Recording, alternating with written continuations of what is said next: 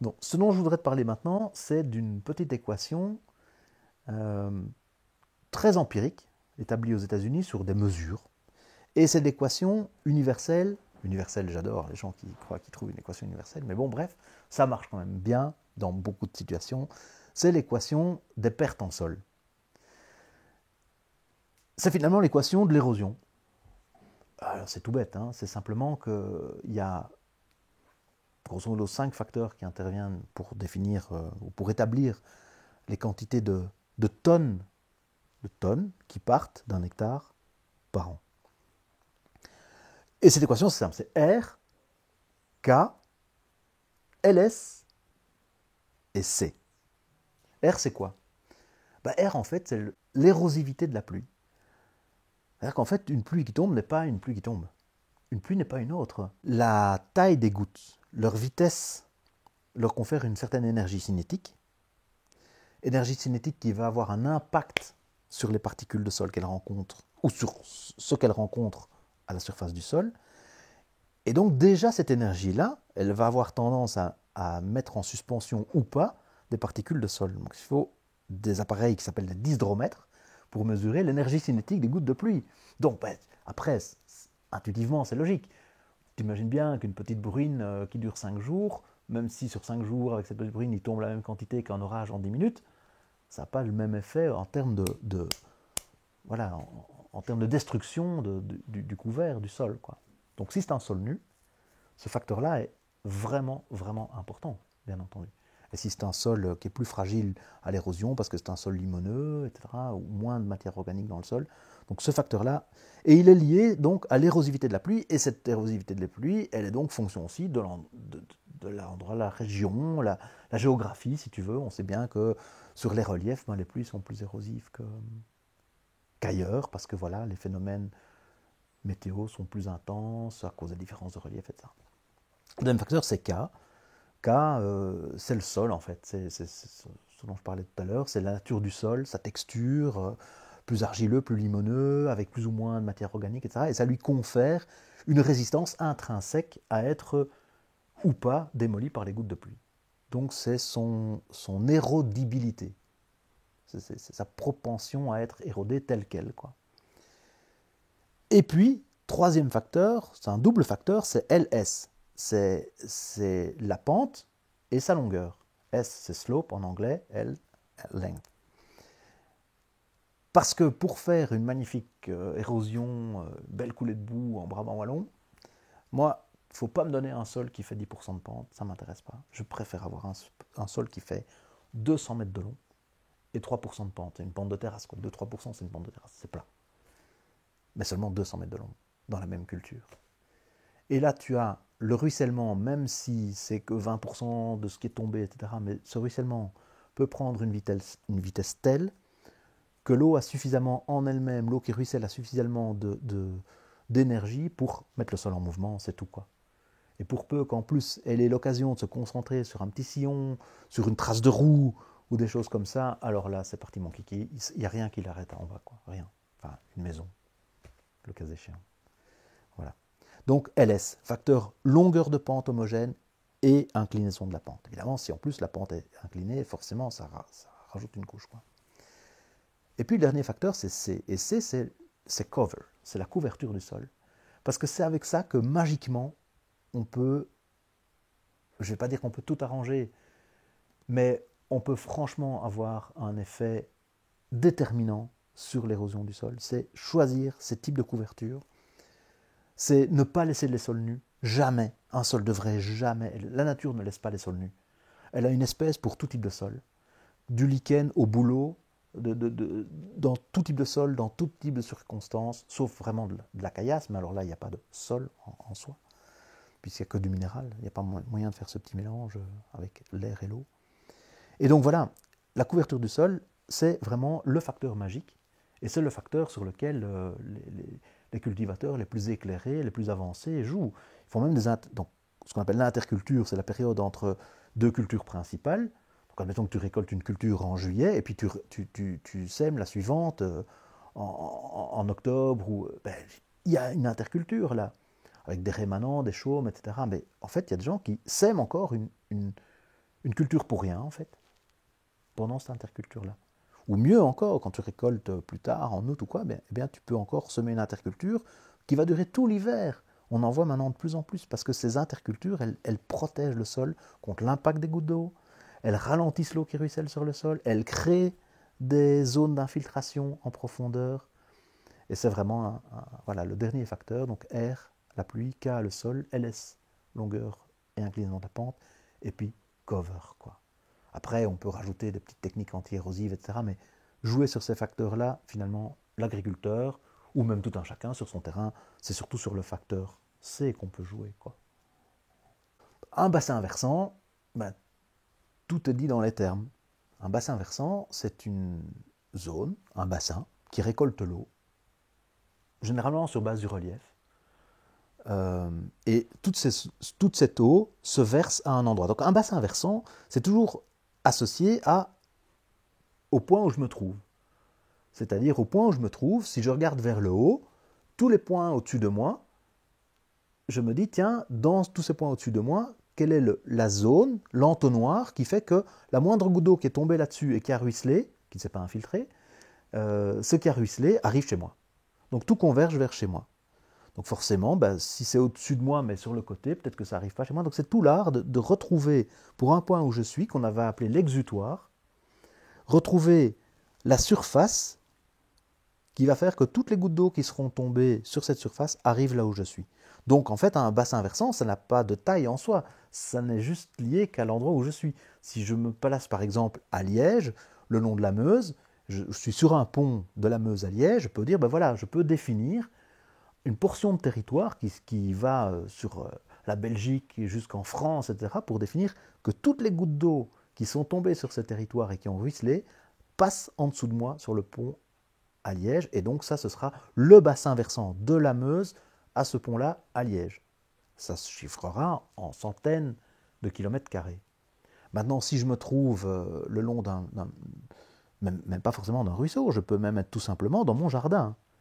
Je suis dans mon jardin derrière chez moi, c'est un versant avec des cultures et des bois, et je vois qu'il y a de l'eau qui ruisselle dans mon jardin quand il pleut fort. Je me mets sur l'endroit où l'eau ruisselle, et je me dis, il y a donc possibilité de définir toute une zone au-dessus de chez moi, derrière chez moi, qui fait que toutes les eaux qui ont ruisselé sur cet endroit, à un moment donné, avec un certain délai, bien entendu, de quelques minutes, si au-dessus de chez moi, ça fait peut-être 1 km², quelques heures ou quelques jours si je suis à la Meuse à Liège.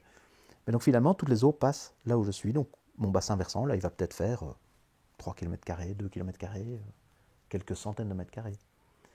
Ça, c'est la notion de bassin versant. C'est une sorte de gros entonnoir, et moi je me place au petit entonnoir, mais je me place à la sortie de l'entonnoir, du que voilà, tout ce qui est tombé là-dessus et qui ne s'est pas infiltré passera où je suis. Un bassin versant. Donc on peut définir déjà des volumes qui passent à un certain endroit en fonction de la surface. Mais on n'a pas tout dit. On n'a pas dit à quelle vitesse l'eau arrive ici. Donc si j'ai un orage sur mon bassin versant, est-ce que tout à coup j'ai un débit énorme, un pic, ce qu'on appelle un pic de crue qui passe en dessous de moi, là où je suis, sur l'exutoire, ou bien au contraire, est-ce que l'eau va arriver doucement à son aise. Donc on imagine très bien que si je suis sur un point en bas de mon bassin versant et que mon bassin versant est parfaitement rond au-dessus de moi, en fait ça veut dire que chaque partie du bassin versant va contribuer avec le même temps à arriver là où je suis. Ça va être fort tamponné. C'est-à-dire que l'eau va arriver chez moi avec un temps moyen sur l'ensemble du bassin versant qui va faire que l'eau va monter, le pic de crue ou le pic de débit va monter, puis descendre d'une certaine manière. Si au contraire mon bassin versant est très allongé, très étroit, ça veut dire que toutes les eaux qui vont tomber au-dessus vont très vite se concentrer selon une direction privilégiée et arriver chez moi. Si en plus la pente moyenne de mon bassin versant est forte, ça veut dire que moi, dès qu'il y a un orage sur ce bassin versant, où je suis, en quelques minutes, la montée des eaux va être extrêmement brutale, extrêmement rapide, la décrue aussi d'ailleurs. Et donc en fait, ça donne tout cet aspect, un bassin versant, surface contributive au ruissellement à un endroit donné, ok, mais quelle est sa dynamique? Avec quelle vitesse l'eau va arriver où je suis? Avec quelle intensité elle va monter? Ça, c'est la dynamique du bassin versant. Et ça, c'est fondamental à connaître. Parce que ça donne des pistes pour gérer ces flux. On ne gère pas la même chose, on ne gère pas de la même manière un flux peut-être très important, des gros volumes. Peut-être que mon bassin versant amène des gros volumes, mais ils vont arriver de manière très étalée sur le temps, suite à des pluies intenses. Par contre, mon bassin versant, le même bassin versant en termes de surface, mais avec une configuration différente en termes de pente, en termes d'allongement du bassin, etc., eh bien, ça va peut-être me donner au total les mêmes volumes. Mais par contre, au lieu de s'étaler sur 5 heures, 6 heures, ils vont s'étaler sur 20 minutes. Évidemment, ça n'a pas la même puissance, quoi. Donc, les aménagements à faire dans le bassin versant pour ralentir les choses ne sont pas les mêmes. D'abord, il faut essayer de définir à l'intérieur du bassin versant sa dynamique. Qu'est-ce qui, finalement, amène les choses de cette manière-là, là où je suis, là où je fais mon design, là où j'installe ma maison, là où je construis mon pont, etc. Alors, on peut imaginer qu'un bassin versant, finalement, c'est des zones qui vont contribuer à l'alimenter, donc la zone d'alimentation, la zone où se produit le ruissellement, où se crée finalement le ruissellement. Et puis à l'intérieur du bassin versant, tu as des zones où en fait le ruissellement fait surtout traverser, il se transfère en fait, il va très vite, les flux se concentrent déjà, et donc ils sont transférés. Et puis alors là où je suis, c'est la zone où ça se dépose, où ça arrive, c'est la zone de dépôt. Donc zone de production, zone de transfert, zone de dépôt. C'est une vue très, très conceptuelle, très intellectuelle, mais ça aide à cibler le type d'action qu'on va mettre en place. Dans une zone relativement plate, en général plutôt haut dans le bassin versant, proche des lignes de crête, là, on va surtout favoriser des techniques qui vont éviter la production de ruissellement. Donc toutes les techniques qui vont favoriser l'infiltration. Recréer des lignes de haies, essayer de couvrir au maximum le sol, dans certaines mesures, enfin après peut-être pas dans nos pays, je ne sais pas, mais dans d'autres pays on crée des terrasses, etc. Enfin voilà, on essaye au maximum de favoriser l'infiltration, c'est-à-dire diminuer la quantité de ruissellement produite. Tu peux aussi imaginer collecter tout ça dans tes bassins intermédiaires qui sont reliés les uns aux autres pour aussi conserver cette eau pour faire du stockage Absolument, agricole ou absolument. biologique. Et c'est là qu'on peut peut-être avoir aussi de l'aménagement de sol, avec cette technique de sous-solage dont tu parlais tout à l'heure. Bien entendu, tout ce qui va favoriser l'infiltration, la temporisation des eaux sur site, etc., c'est parfait. C'est parfait. Maintenir précieusement toutes les zones de rétention naturelle, toutes les mares, etc., faire en sorte que ces zones-là ne soient pas remblayées, ne soient pas vidées plus vite, etc., tout ça, c'est vraiment fondamental. Dans la zone de transfert, les flux sont tellement rapides déjà, ou dans les petites zones de transfert entre bassins, etc., parce que évidemment, plusieurs petits bassins peuvent communiquer et être interconnectés pour en créer un plus grand. Encore une fois, tout dépend de là où je me place. Mais donc, dans toutes ces zones de transfert, en fait, on ne sait pas vraiment agir sur l'infiltration. Ce qu'il faut faire en sorte, c'est que les flux qui sont déjà plus rapides dans ces zones-là n'érodent pas plus. Donc ça, c'est le royaume des prairies obligées, par exemple, si on se place dans un bassin versant agricole, c'est à ne pas mettre en culture. C'est à laisser en forêt, ce sont des endroits où de toute façon le ruissellement va passer vite, avec de la force. Donc ce sera là que si je veux créer une petite chute d'eau, c'est l'idéal, avec des pierres pour dissiper l'énergie de l'eau. Dès que l'eau fait une chute, elle dissipe son énergie.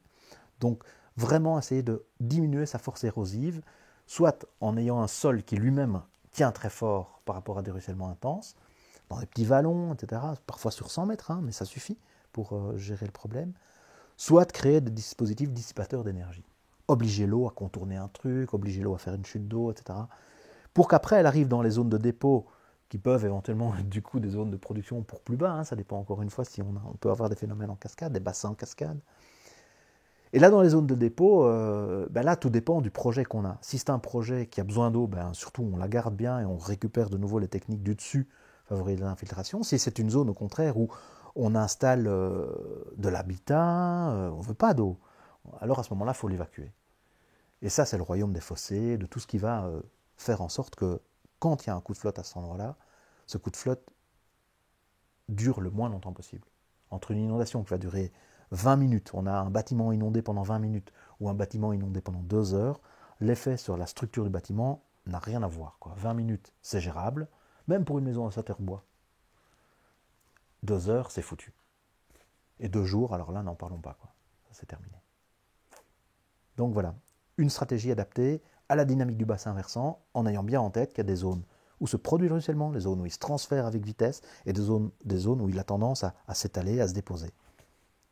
On a une lecture du paysage aujourd'hui qui est une lecture totalement anthropocentriste, et que pourtant, la nature nous montre qu'elle a elle-même son autogestion. Alors, moi, je suis ingénieur agronome, je ne dis même pas bio-ingénieur, tu vois, parce que c'est encore, moi, je suis issu d'une filière de gens qui ont eu l'habitude d'être formés pour, on voit un paysage et on le rend productif. Et en fait, on le rend productif à grands frais, et en fait, en le rendant productif comme on l'a fait ces 80 dernières années, on l'a fragilisé. Parce qu'on a spécialisé les zones, on a homogénéisé les choses, et en définitive, on le rend moins productif. On le voit, les sols sont en train de se barrer, les taux de matière organique sont au plus bas dans les zones de grande culture, donc pour l'instant, on est en train vraiment de bouffer son capital, mais à une vitesse phénoménale. On a des taux d'érosion du sol qui sont astronomiques, qui sont en moyenne 10 fois plus rapides que le taux naturel de formation d'un sol. Donc on est en train de bouffer son épargne avec un facteur 10. On met 1 euro de côté, on en dépense 10 pour l'instant, hein, en termes de solde. C'est vrai, c'est ce qu'on mesure, c'est pas des calculs farfelus dans un labo. On le mesure, avec des bassins versants équipés, full équipés, avec des mesures d'énergie, de la pluie, etc. On le sait. Et on ne fait rien.